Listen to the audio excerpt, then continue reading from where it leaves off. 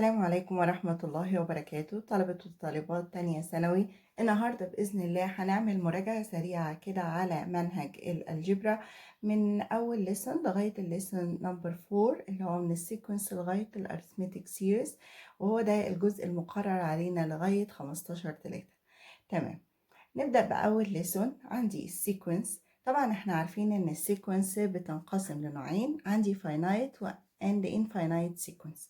طيب الفاينايت سيكونس هي has finite number of elements، يعني مثلا عندي زي السيكونس اللي قدامي دي 2 5 8 11 لغاية 32، إذا ليها finite number of element.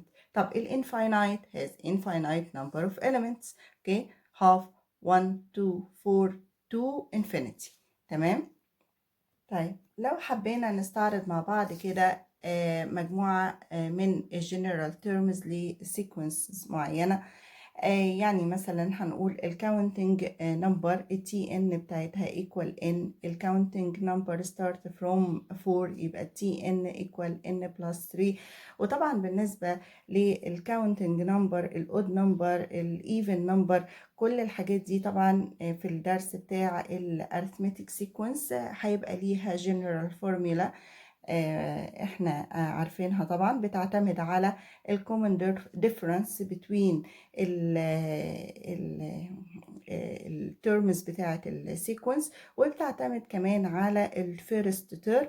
فانا مش يعني هيهمني قوي ان انا اعرف ايه الاود الايفن طول ما السيكونس الكومن ديفرنس بتاعها واحد، فما فيش مشكلة أنا هعرف أجيبه. طيب نيجي نبص على حاجة مثلا زي السكوير نمبر، ادي 1 4 9 16. هلاحظ هنا ان الجنرال تيرم هيساوي ايه؟ ان سكوير. تمام. لما يكون سيكونس السكوير مثلا start from 9 مثلا، يبقى هياخد n plus 2 بحيث ان هو هيديني اول تيرم، واعمل له سكوير، ده هيبقى n plus 2 سكوير. تمام. طيب لو انا جالي سيكونس، السيكونس دي فيها نيجاتيف بوزيتيف نيجاتيف بوزيتيف. طب لو انا هبدا بالنيجاتيف، اوكي، لو السيكونس بتاعتي بتبدا بالنيجاتيف يبقى انا لازم في الجنرال تيرم يكون في ايه؟ نيجاتيف 1 to the power n، بحيث ان هو مع الاودز باور يديني النيجاتيف، ومع الايفن باور يديني ايه؟ بوزيتيف. يبقى انا ممكن ابدا ايه؟ اقول نيجاتيف 1 to the power n او نيجاتيف 1 to the power n plus 2. تمام، علشان اما اجي اعوض بال1 يديني ايه؟ يديني اول ترم نيجاتيف. طيب لو هي السيكونس بتاعتي بتبدا بالبوزيتيف، طبعا احنا عارفين ان سواء نيجاتيف بوزيتيف او بوزيتيف نيجاتيف دي اللي هي الالترنيت سيكونس. اوكي. طيب لو انا هبدا بالبوزيتيف يبقى لازم يكون عندي النيجاتيف 1 to the power n minus 1 ونيجاتيف 1 to the power n plus 1. السيكونس عندنا يا اما بتكون increasing يا اما بتكون decreasing يا اما بتكون constant. طيب increasing يعني كل term greater than الترم اللي قبله. تمام، tn plus 1 greater than tn. طيب لو هي decreasing يبقى كل term هيكون smaller than الترم اللي ايه؟ اللي preceding ليه، اللي هو اللي قبله. يبقى tn plus 1 ايه smaller than tn. طب لو هي constant هيبقى tn plus ال1 equal ايه؟ equal tn، يعني مثلا ماشية 2 2 2 4 4 4. تمام. تاني lesson عن السيريز والسميشن نوتيشن. اوكي، طبعا انا عندي السيكونس بتكون بالمنظر دي اهي، السيكونس بتكون between two bracket كده t1 t2 t3 t4 لغاية tr لغاية tn. تمام. طيب لو انا جبت الصم للسيكونس دي، الصم يعني عملت بلس لكل التيرمز بتاعه السيكونس دي، هتبقى هي دي السيريز. يبقى كل الفرق بين السيكونس ان السيكونس مكتوبه تيرمز كده بيفصل عن بعضيهم كوما، وبيتحط التيرمز دي between two brackets، لكن الصم بيبقى التيرمز بتاعة السيكونس كلها مجموعة بلس بعضيها، يبقى T1 plus T2 plus T3 plus لغاية TR لغاية ايه؟ TN. طيب نعمل ده ازاي؟ نضمه في ايه؟ في السمشن نوتيشن. طب ادي السمشن، اوكي، دي تتقري ازاي؟ سمشن اوكي لسيكونس تي ار from r equal 1 to ال n. اوكي، الار مجرد عداد. طيب انا مش لازم الار بتاعتي تبدا من 1، مش لازم تبدا من ايه؟ من الفيرست تيرم. ممكن الار احطها equal 5 مثلا to n، ممكن احطها 6، يعني مش لازم ابدا الار equal ايه؟ equal 1. طيب احسب الكلام ده ازاي؟ تعالوا مثلا نحسب حاجه زي كده. ممكن على طول احسبها عن طريق الكالكوليتر لو انا عندي كل الموضوع ارقام. يعني لو انا عندي ار بتبدا من كذا تنتهي لغايه كذا، وعندي فورميولا كده، اوكي، جنرال فورمولا للسيكونس، اقدر على طول احسبها بالاله. طيب احسب الكلام ده ازاي بالاله؟ طبعا علشان اعمل السمشن نوتيشن بعمل شيفت لوج، تمام، وببدا اكتب 2 باي عشان اجيب الاكس الفا، البراكت ده، تمام، سكوير ماينس 1. بعد كده اجي اكتب هنا الاكس تبدأ من فين؟ تبدأ من 4 وتنتهي عند ال7، يبقى equal 248. او ان انا اعمل direct substitute. يعني ايه؟ يعني هشيل كل r واحط مكانها 4، تمام، يبقى بقت كده 2 times 4 square minus 1، تمام. بعد كده بلس هشيل الr واحط مكانها ايه؟ مكانها 5، اوكي، يبقى 2 times 5 square minus 1. بعد كده هيجي الدور على ال6، اوكي، بشيل الr واحط مكانها 6، يبقى 2 times 6 square minus 1 بلس هشيل ال r واحط مكانها 7 اللي هو اخر ترم عندي، 2 times 7 square minus 1 تديني 248. تمام. بعدين قال لي في algebraic properties of summation. ايه بقى الالجبريك properties of summation؟ ان هو انا مش لازم سهل عليا المواضيع، وقال لي انا مش لازم اعمل ايه؟ تعويض مباشر. انا ممكن لو انا عندي summation من r equal 1 لغايه ال n لاي حاجه constant، دي على طول حطيها n في c، تمام، اوكي. طيب بس شرط وانا بستخدم البروبرتيز اوف السمشن دي ان انا يكون الكاونتر بتاعي بادئ من 1، يبقى الار يكون ايكوال ايه؟ ايكوال 1 عشان اقدر استخدم ايه؟ البروبرتيز دي. طيب لو انا عندي سمشن للار from r equal 1 لل n equal n times n plus 1 over 2. طب لو عندي summation للr square من r equal 1 to ال n هيبقى n times n plus 1 times 2n plus 1 over 6، تمام. طيب لو انا عندي summation ل ctr constant، يعني من r equal 1 لل n بطلع الكونستانت بره السمشن وبشتغل عادي جدا جدا الtr. طيب لو عندي tr plus minus er، اوكي، يبقى انا ممكن اعمل distribute للسمشن ده على ايه؟ على الترمز اللي جوه.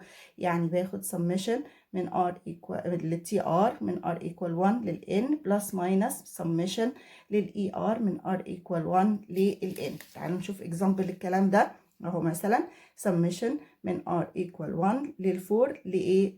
للفورميولا دي، تمام. اقدر ان انا اخد السمشن دي اوزعها على التيرمز دي، بقت سمشن للار سكوير من ار ايكوال 1 لل 4 بلس هنا في كونستانت، خدت الكونستانت بره اهو، خدت الكونستانت بره وحطيت سمشن من ار ايكوال 1 لغايه ال 4 للار ماينس اهي سمشن لل 2 من ار ايكوال 1 لايه؟ لل 4. طيب ماشي، يبقى كل البروبرتيز دي امتى بتستخدم؟ used only when r equal 1، تمام. طيب لو هو جاب لي بقى من r equal k لغاية ال n، طب انا اقدر استخدم السمشن نوتيشن دي ازاي؟ او السمشن بروبرتيز دي ازاي؟ ببساطة هقوم مقسماها، هعمل تركة كده بسيطة. انت عايزني اخد من الار equal 1، قلت لي السميشن نوتيشن دي ما بتشتغلش غير فين؟ غير لما الار equal 1. طب انا عندي من k ل n، خلاص هاخد من اول ترم لغاية ال n، كأني خدت السيكونس ايه كلها، خدت السيريز كلها. تمام، يبقى هاخدها summation tn من r equal 1 لغاية فين؟ ال n، وهشيل منهم الايه؟ الترمز الاولانيه اللي هي من r equal 1 لغايه ال k minus 1. تمام، هطبق البروبرتيز هنا عادي جدا، وهطبق البروبرتيز هنا عادي جدا، لان انا بادئه من ايه؟ من 1. تمام، طبعا لازم نبقى عارفين الكلام ده، لان مش كل حاجه هنقدر نشتغلها على الاله. احنا هنقدر نشتغل على الاله بس لو هو مديني ارقام، لكن لو هو مديني رموز يبقى انا هضطر اكون عارفه كل ايه الرولز دي. طيب الفاينايت سيريز زيها زي الفاينايت سيكونس، عندها finite numbers of terms. يبقى عندي summation للتي ار from r equal 1 لغاية ايه؟ لغاية n. لازم يكون عندي ايه؟ حاجة معينة بنتهي عنها. اوكي، لكن الانفاينايت سيريز دايما هتبقى ايه؟ summation من r equal 1 لغاية فين؟ لغاية الانفينيتي. اوكي، يبقى t1 plus t2 plus t3 to the infinity. Lesson number 3 arithmetic sequence. arithmetic sequence ايه هي الارثمتيك سيكونس؟ الارثمتيك سيكونس هي اللي بيكون الكومن ديفرنس بتاعها كونستانت، يعني بيكون equal tn plus 1 minus tn، ده بيكون constant for each n belong للزد بوزيتيف.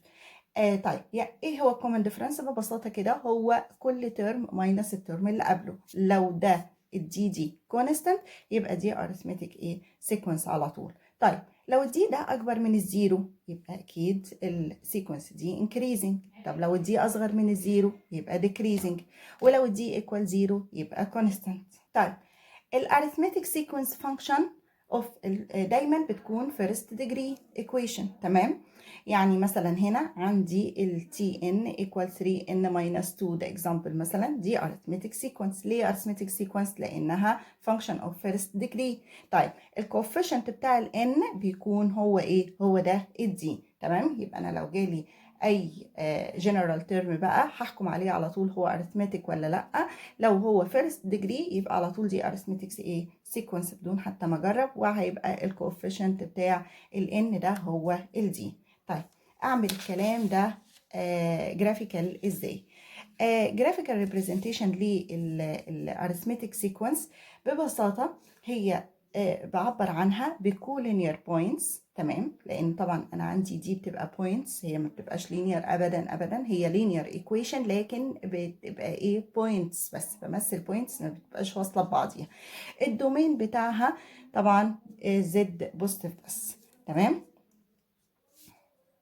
طيب اجيب الجنرال تيرم للارثمتيك سيكونس ازاي؟ الانث تيرم التي ان ايكوال a بلس n minus 1 times d.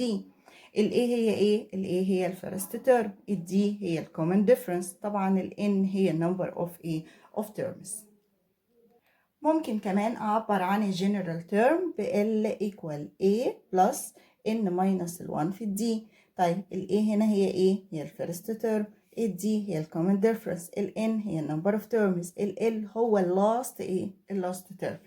ماشي، يبقى انا عندي A plus D A plus 2D. لو جيت ابدا من الاخر هيبقى ال L اللي هو اللاست تيرم، L minus D L minus 2D وهكذا.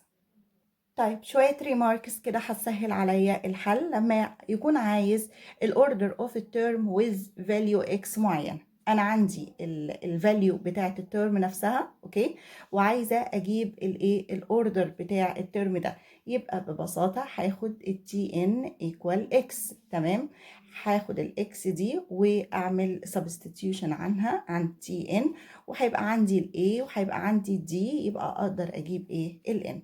تمام، طيب to find order of first term اصغر من ايه؟ من الاكس، يبقى هاخد التي ان الفاليو اللي هو مديهاني، اوكي، واعملها smaller than الاكس، وابدا احل inequality عادي جدا. تمام، وطبعا هاخد ايه؟ النمبر بتاع الان اللي هو ايه؟ الانتجر نمبر.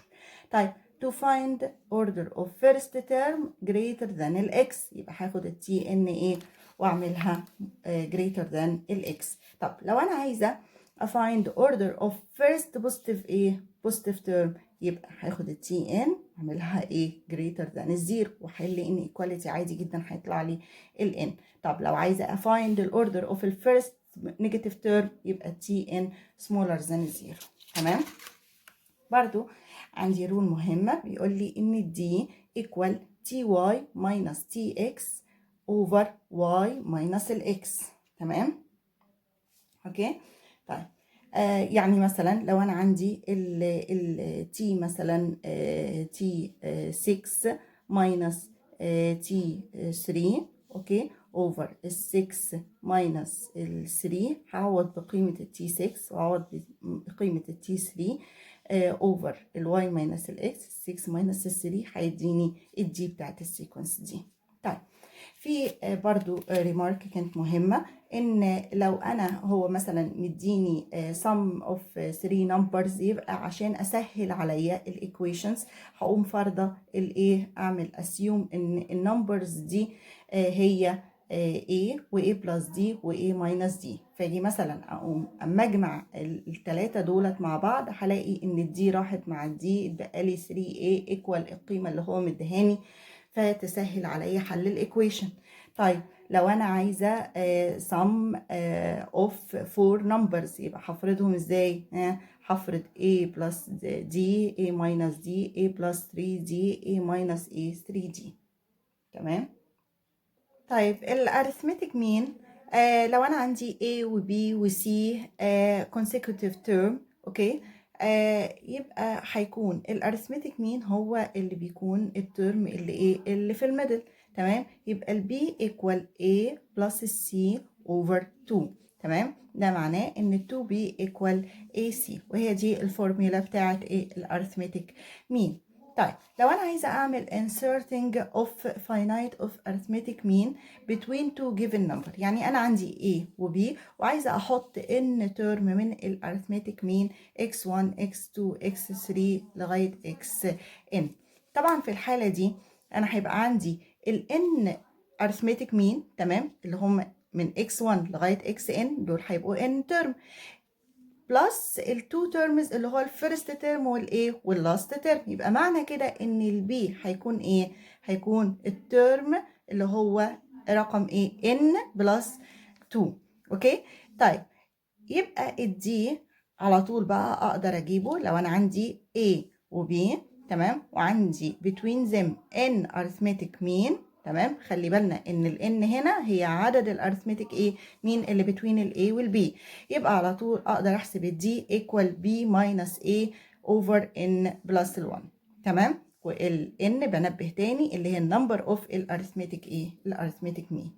طيب تعالوا نشوفها بطريقة تانية. ادي ال A وادي ال L. تمام. ادي first term وادي last term وهدخل بينهم ايه arithmetic mean يبقى اللي هي الترم نمبر 2 اللي هو A plus D، الترم نمبر 3 اللي هو A plus 2D لغاية ايه L minus 2D L minus D. طب لو انا عايزة السميشن بتاع الفيرست مين والسميشن بتاع اللاست مين تمام يبقى هي equal A plus ال L.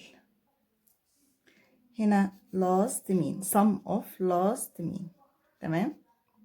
اوكي. يبقى لو حابة اعمل الفيرست مين بلس اللاست مين اللي هو A بلس الدي وادي اللاست مين اللي هو L minus الدي هلاقي ان الدي هتروح مع الدي يبقى هي ال A بلس ال L. طيب لو انا عندي arithmetic sequence A و B و C اوكي لو انا جبت كل ترم من الترمز دي عملت لهم adding لكونستانت معين او عملت subtraction لكونستانت معين الناتج ادام شغال على كل الترمز بتاعت السيكونس برضو هيديني arithmetic sequence بcommon difference دي. طيب لو انا جيت عند كل ترم وقمت عملت له multiplying by constant معين برضو هيديني arithmetic arithmetic sequence لكن النيو common difference هنا هيكون KD.